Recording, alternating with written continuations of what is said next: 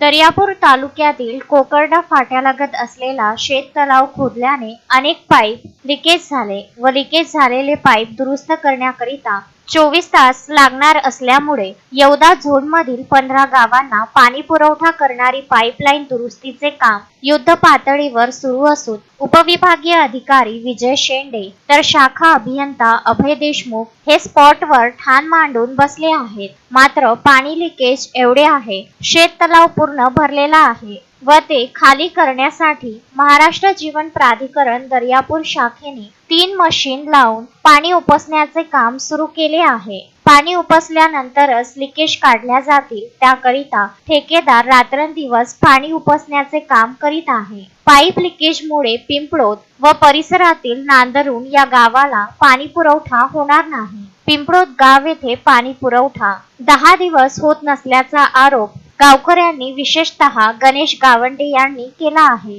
गावातल्या राजकारणामुळे पाणी पुरवठा योग्य होत नसल्याचे समजते. एकतर उन्हाळा असल्यामुळे पाण्याचा वापर जास्त केला जातो व त्यातही कृत्रिम टंचाई निर्माण केली जात आहे. गजानन देशमुख, विदर्भ न्यूज, दर्यापूर.